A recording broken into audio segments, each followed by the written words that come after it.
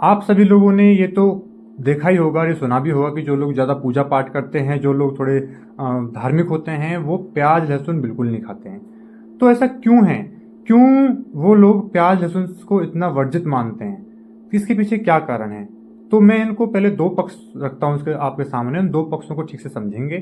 तो पहला पक्ष तो इसका यही है कि हाँ, इसकी वर्जना कहीं ना कहीं थोड़ी बहुत ठीक है अगर आप ध्यान के रास्ते पे हो, अगर आप साधना के रास्ते पे हो। वो ऐसा इसलिए है क्योंकि ये जो प्याज और लहसुन होते हैं ये होते हैं तमोगुणी। और जब आप तामसिक भोजन आप कोई भी लेते हो तो वो आपके अंदर उत्तेजना पैदा करता है, वो आपके अंदर गुस्से की भावना को बढ़ाता है ना, आपके रक्त प्रवाह बढ़ जाता है। तो जब आप और आपकी जो स्थिरता है उसमें विघ्न डालता है। तो जब आप में ये चीज होती है तो साधना में तो सीधी सी बात है रुकावट आएगी और आपके इसका मन पे भी प्रभाव पड़ेगा ही पड़ेगा।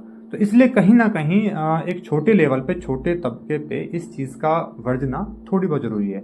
लेकिन इसका मतलब ये नहीं है बिल्कुल भी कि ये बिल्कुल कोई पाप वाली बात हो गई, आपने खा लिया या फिर आपने कभी इसको हाथ लगा दिया तो कोई एकदम आपका धर्म भ्रष्ट हो गया। क्योंकि बहुत लोग इसको ऐसी नजरों से देखते हैं और ऐसे लेते हैं कि पता नहीं अगर गलती से मैंने इसको मेरे मुंह में चला गई तो हाय मेरी तो पूरी साधना नष्ट हो गई। ऐसा कुछ नहीं होता है। इसको आप थोड़ी मात्रा में लोगे, थोड़ा खाओगे तो आपके शरीर में ये फायदा भी करता है। लेकिन अगर आप इसको ज्यादा मात्रा में लोगे तो सीधी सी बात है, जैसे जैसा तमोगुण होता है तो तमोगुण के जो नुकसान या फायदे हैं वो आपके शरीर को सीधी सी बात है झेलने पड़ेंगे।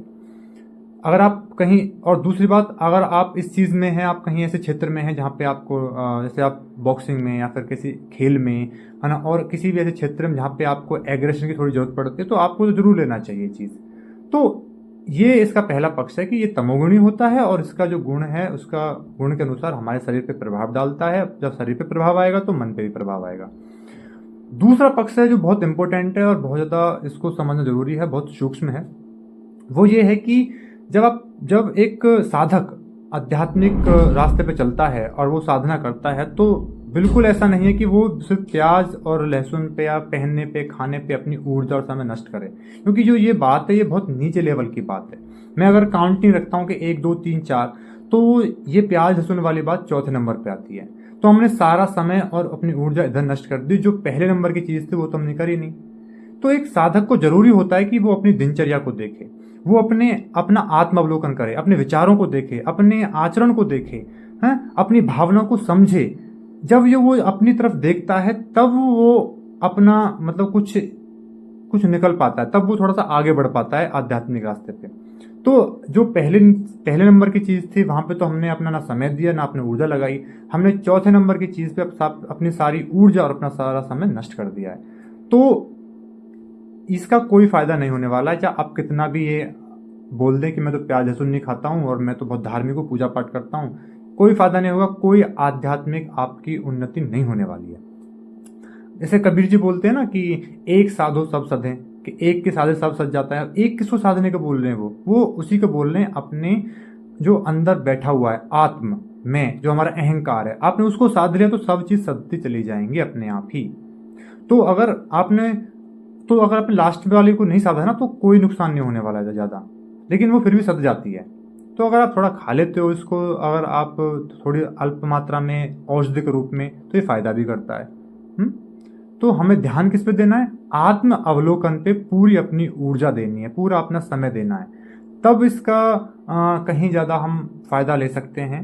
तब हम अगर खाएं ना खाएं इस चीज से कोई फर्क इतना नहीं पड़ता है। लेकिन फिर भी अगर आप उसको ज्यादा मात्रा में खाते हैं तो आप कोई भी, आप धार्मिक हो नहीं हो, आपका इस पे असर पड़ेगा ही पड़ेगा।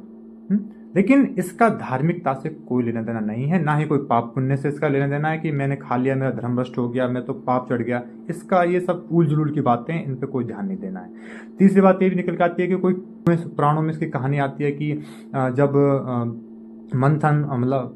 मंथन हुआ था, उसमें से अमृत निकला था, तो एक राक्षस ने चुपके से देवता का रूप धारण किया और वो भाग के अमृत को पीने चला गया था। तो विष्णु जी ने उनका सर काट दिया, उसकी जो बूंदें गिरी उस बूंद से ये उत्पन्न हुआ।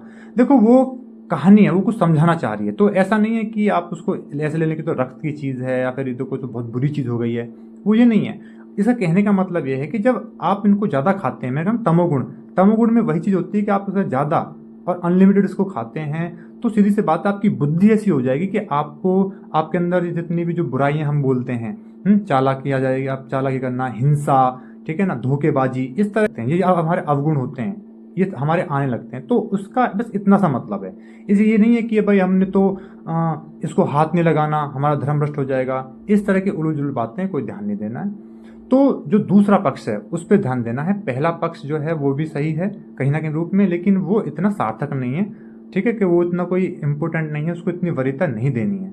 दूसरा जो पक्ष है वो प्रायोरिटी पे आता है हमारा, है ना, उसको वरीयता ज़्यादा देनी है, उसको वरीयता में रखो, उसको अपनी हाई लिस्ट में रखो।